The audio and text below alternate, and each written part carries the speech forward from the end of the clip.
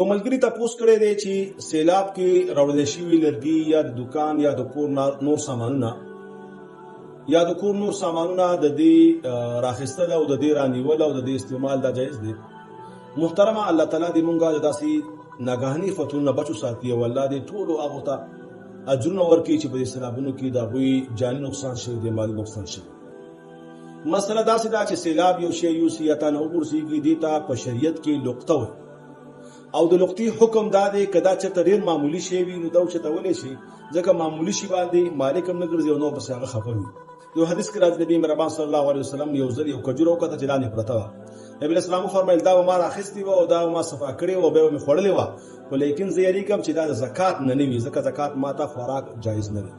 نو دین دا معلومیږي چې دغه شان معمولی شی راخستلم جایز دی او هغه صفا کول او خړل او دغه استعمال بالکل جایز دی. لیکن کچره دا شی قیمتي وو د ډیرو پیسو نو بل روایت کې راځي چې نبی پاک علیه الصلاه والسلام یو صحابي ته فرمایل چې د 3 ورځو پورې دا اوساته د دې حفاظت او د دې تشهیر او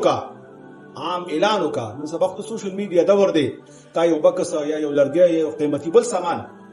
پیدا کا نو فورا دا اعلان وکا هغه ځان سره کیدا دا غي حفاظت وکا. لیکن دا رانیول او په خپل استعمال کې راوستل دا جایز نه دي. دا پردې مال دی دا نقطه ده د دې تشهیر لازم دی پتا باندې د دې حفاظت پتا باندې لازم دی او د دې خپل مالک تر رسول پتا لازم دی. اکثر د دې مالکان معلوم وي کورونه معلوم وي کلی معلوم وي مارکیټونو دکانونه معلوم وي چې بوته نه یو فریزر راوړی دی یو لرګي راوړی دی یو گاډي راوړی دی یا یو بل قیمتي سامان دی نو دا تا د پاره ځان ته اخیستل یا ځان د پاره استعمالول دا حرام دي ناجایز دي. بعض اوقات وی ګورمږه ډیر لوی ګناه کوو لوی جرم کوو مونږ دا جایز دي دا خبره اسانه خبره ده نه. حرام ته حلال ویل ناجایز ته جایز ویل دا انسان تر کفر پورې بعض اوقاتو کې رسي.